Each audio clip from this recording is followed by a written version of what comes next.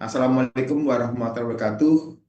Salam sejahtera bagi kita semua. Om Swastiastu, Namo Buddhaya, salam kebajikan.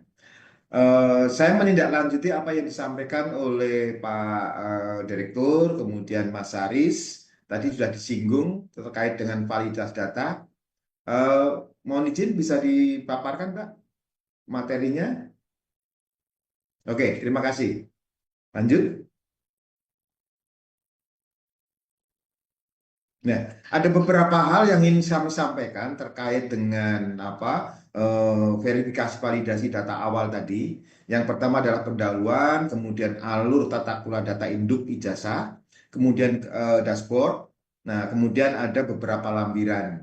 Lanjut. Nah, seperti apa yang disampaikan oleh Pak Direktur dan Mas Aris tadi, kami terkait dengan verifikasi validasi data di sini mengacu kepada pasal 2, yaitu terus bahwa penerbitan ijazah berdasarkan prinsip validitas, akurasi, dan legalitas. Kemudian hal yang lain di pasal 3 tertulis bahwa ijazah diberikan kepada peserta didik yang telah menyelesaikan proses pembelajaran yang sesuai dengan peraturan perundang-undangan yang ada. Jadi dua titik ini yang menjadi acuan kami di dalam membangun ekosistem terkait dengan data awal calon penerima ijazah. Lanjut. Nah, sebelum ke sana mungkin perlu ada batasan pembahasan. Yang jelas Bapak Ibu semua bahwa data induk ijazah ini merupakan subset dari data induk pendidikan. Hal yang lain, ada dua strategi pembangunan tata kelola data induk jasa, yaitu yang pertama terkait pembangunan data induk jasa, kemudian yang kedua adalah membangun mekanisme tata kelola data induk ijazah. Di sini menjadi poin penting pada tahun 2025 di sini.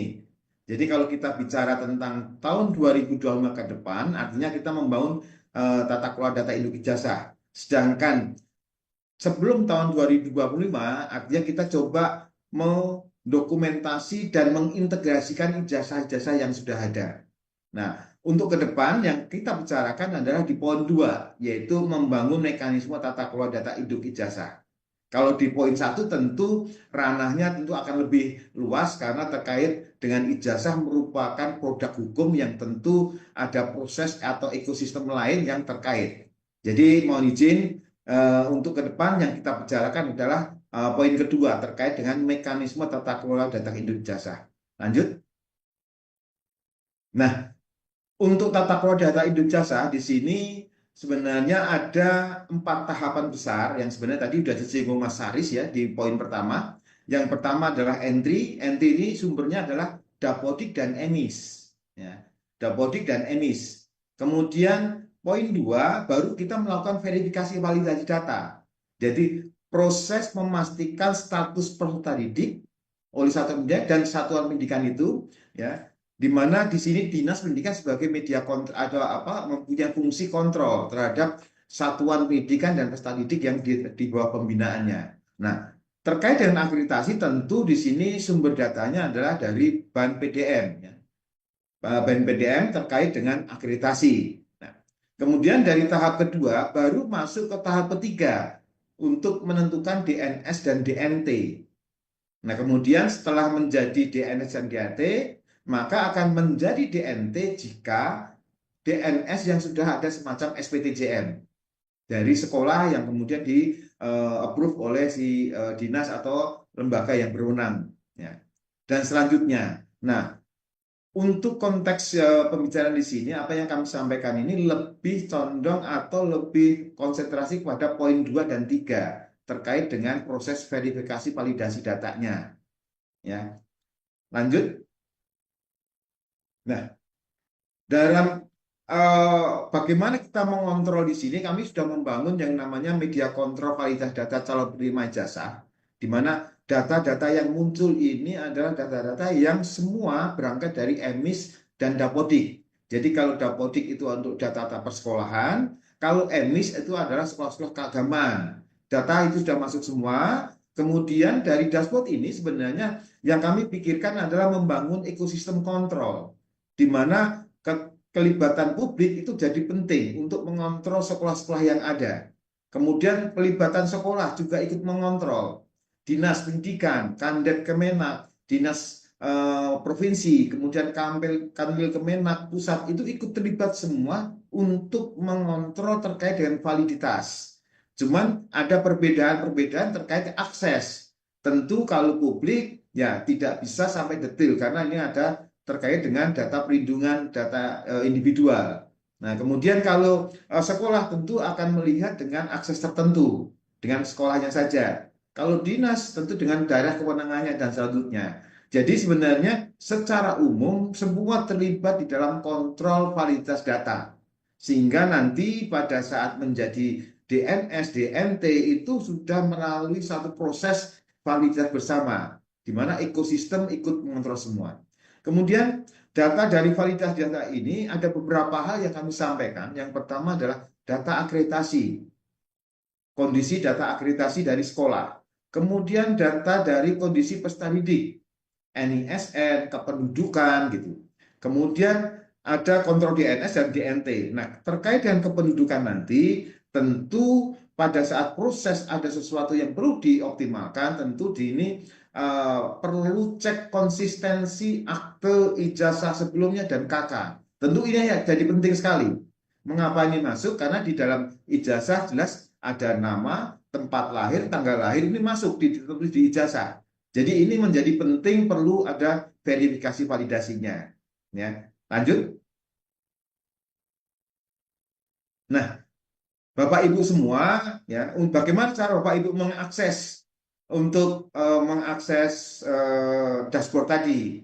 Jadi Bapak Ibu cukup mengakses di data Kemdikbud.go.id, ya. Di sini kemudian di situ ada klik platform pendukung. Bapak Ibu klik aja di situ, kemudian di situ ada dashboard kontrol, di mana salah satunya adalah dashboard kontrol untuk validasi data peserta didik tingkat akhir. Ya. Jadi nanti Bapak di situ sudah bisa melihat semuanya terkait dengan apa yang perlu diverifikasi validasi. Lanjut. Nah, ini 3 contoh validitas rekam didik peserta didik. Jadi sebenarnya dengan melihat dari apa yang disampaikan dengan semua harus melalui proses pembelajaran sesuai dengan aturan bla bla dan seterusnya. Nah, ini sebagai contoh. Ini saya ambil salah satu contoh anak yang sekolah di Sabang. Ya, anak ini dari Sabang, ya, tapi pada saat kita bicara SD-nya ternyata dari sekolah yang lain. Dan di sekolah yang lain ini sebenarnya pindah, ya. Jadi pada saat kelas 3 masuk kelas 4, anak ini pindah. Kemudian pindah di SD yang lain. Kemudian SMP masuk di kabupaten di kabupaten yang lain. Kemudian waktu masuk SMA dia masuk ke daerah ini, daerah Sabang, Aceh. Jadi secara pembelajaran ini akan kelihatan rekam didiknya anak itu. Ya, ini contoh satu. Contoh yang lain. Contoh yang lain.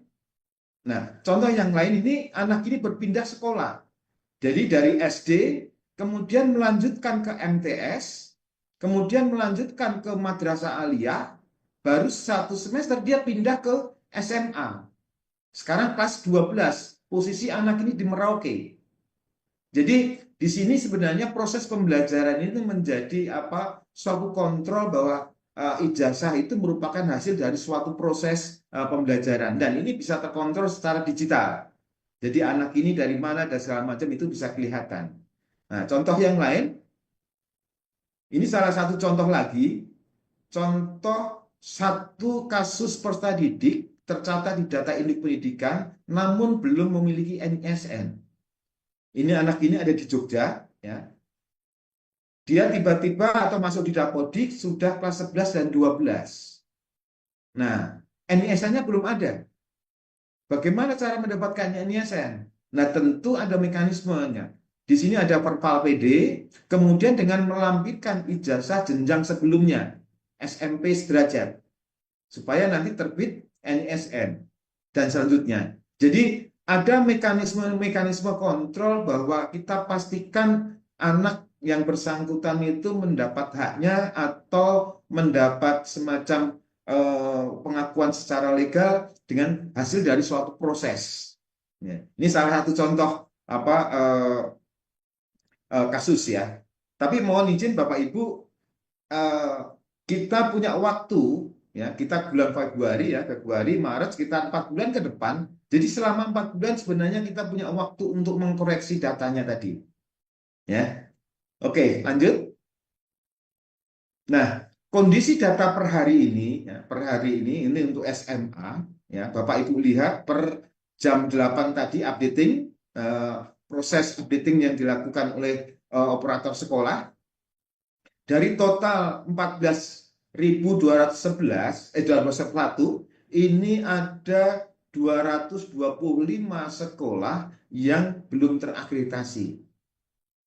Kalau kita lihat siswanya kurang lebih sekitar 5.212 per hari ini. Tentu ini perlu perlu penanganan supaya sesuai dengan aturan yang ada. Ini gambaran umum. Jadi kalau kita melihat seperti ini, jelas bahwa ada 99,70% ini yang sebenarnya sudah dari sekolah yang sudah terakreditasi A, B, dan C khusus untuk SMA. Lanjut. Kalau kita lihat dari sisi jumlah peserta didiknya, Bapak Ibu lihat, dari total seluruh peserta didik 1.739.996 per hari ini, tadi pagi, ini bisa kita lihat bahwa dari data yang sekolah yang sudah terakreditasi ini sebenarnya ada 99,22% itu yang sudah tidak bermasalah. Namun ada yang bermasalah, kurang lebih sekitar 0,49% atau kurang lebih 8.200 siswa yang perlu dikoreksi terkait dengan satu NII kosong atau NISN ganda. NII ganda itu adalah anak yang tercatat di dua tempat. Bisa sekolah dengan sekolah, bisa sekolah dengan madrasah, bisa sekolah dengan pondok pesantren atau PKBR. Jadi ini harus pastikan anak ini sebenarnya sekolah di mana. Nah, ini tentu peran sekolah dan dinas sangat penting untuk memastikan bahwa anak itu ada di mana, supaya nanti pada saat menjadi DNT itu sudah tidak ada masalah. Kemudian anak yang sekolah yang tidak terakreditasi ini total ada sekitar 170-an ya, 70 yang NISN-nya tidak valid, 176 tidak valid. Namun ada 5.000 ini sudah valid tapi masuk ke sekolah yang belum terakreditasi. Nah, tentu ini perlu ada semacam penyelesaian secara sesuai dengan aturan yang ada. Ini dari sisi jumlah peserta didik. Lanjut. Nah, ini Bapak Ibu, ini kami coba lihat progres perbaikan data dari mulai tanggal 24 bulan Januari. Ternyata bahwa data residu itu menurun. Jadi sekolah sekarang sedang memperbaiki data. Ini juga bisa dilihat perhariannya, ini sudah turun menjadi 8.000 sekian untuk SMA. Ya, Bapak Ibu semua peserta webinar ini bisa melihat per hari, karena ini ada di dashboard juga. Jadi bisa kita kontrol bareng-bareng. Nanti bahwa bisa lihat, oke, SMA turun, SDD sudah turun, dan sudah ini menjadi kontrol bersama. Ya. Sampai nanti Bapak Ibu yang umum atau publik bisa melihat sampai ke sekolah, namun tidak bisa melihat detail siswanya. Ya, kalaupun nanti ada lihat detailnya, tentu ada di masking, nanti datanya di masking supaya tidak data individual tetap kita jaga perlindungannya. Lanjut. Hal yang lain, dashboard yang lain, Bapak Ibu, ya nanti setelah menjadi satuan pendidikan di sini. Kemudian kami bedakan menjadi DNS dan residu DNS. Residu DNS ini ada dua, masalah akreditasi sekolah atau siswa yang NISN belum ganda. Nah, nanti setelah dibetulkan, otomatis dia akan menjadi DNS. Nah, DNS akan menjadi DNT jika nanti ada semacam SPTJM dari sekolah yang tentu akan harus melalui approval dari lembaga yang berwenang. Kalau kita bicara tentang SD, SMP, PKBM, di sini peran dinas. Kalau kita bicara tentang madrasah, pondok pesantren, di sini tentu ada kanwil, kandep, nanti sesuai aturan yang disusun oleh Kementerian Agama. Artinya ada mekanisme yang harus terlibat di dalam proses kontrol validitas datanya sebelum menjadi DNT. Nah, kalau sudah menjadi DNT nanti akan masuk ke mekanisme ijazah tentang penerbitan nomor, bla bla dan seterusnya. Gitu. Lanjut. Nah, nanti Bapak Ibu semua ya, ini adalah mekanisme verbal atau verifikasi validasi data. Tentu di sini aksesnya terbatas karena nanti yang harus membetulkan adalah sekolah, namun dinas bisa mengakses, Kandep Kemenak pun juga akses, kemudian provinsi juga bisa akses, Kanwil Kemenak pun juga akses, pusat juga bisa akses. Namun yang bisa memvalidasi hanya akses sekolah. Jadi nanti tempat Bapak Ibu semua dari Dinas, Kandep, kami di pusat itu hanya bisa melihat bahwa ada posisi yang perlu dibetulkan di mana. Tapi tetap pembetulan data tetap harus ada di sekolah. Nah, ini sebenarnya Bapak Ibu sudah yang operator sekolah, operator dinas, saya rasa sudah tidak asing dengan verbal PD di sini. Lanjut. Nah, satu slide yang kami terangkan Bapak Ibu, bagi masyarakat publik bisa mengecek data anak didiknya atau anaknya, ya, keluarganya atau anaknya dengan memasukkan nama inisial dan nama ibu kandung. Nah, mohon perhatian itu ada note yang di atas yang tertulis merah, ya. Di situ tertulis jika anak itu masuk residu berarti anak ini dimungkinkan tercatat di dua tempat.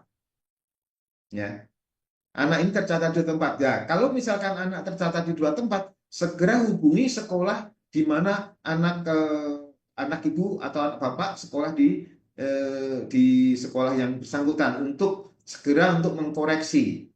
Nah, nanti mekanismenya sudah ada di Perpal PD tadi. Saya rasa publik bisa ngecek, masyarakat semua bisa mengecek tentang keberadaan anak gitu. Tetapi bahwa eksekusi validasi tetap di satuan pendidikan. Nah, dan yang terakhir Mbak dari moderator bahwa Bapak Ibu semua kita punya waktu 4 bulan kurang lebih. Februari, Maret, April, Mei, Juni sekitar itu. Kita mesti punya 4 bulan untuk validasi datanya, entah itu peserta didiknya, entah itu akreditasinya, ya, supaya nanti pada saat menjadi DNT itu sudah tidak masalah. Ya. Jadi mohon, saya rasa cukup 4 bulan untuk saling mengkoreksi datanya. Saya rasa itu Mbak moderator ya yang bisa kami sampaikan. Intinya bahwa Bapak Ibu semua ya, ijazah merupakan produk hukum yang harus diselesaikan secara ekosistem. Semua punya tanggung jawab untuk ikut mengontrol supaya nanti produk hukum ini benar-benar valid supaya bisa untuk dipertanggungjawabkan dan segala macam seperti itu. Saya rasa itu saja yang bisa kami sampaikan. Selamat siang, selamat sore. Wassalamualaikum warahmatullahi wabarakatuh. Saya kembalikan ke moderator.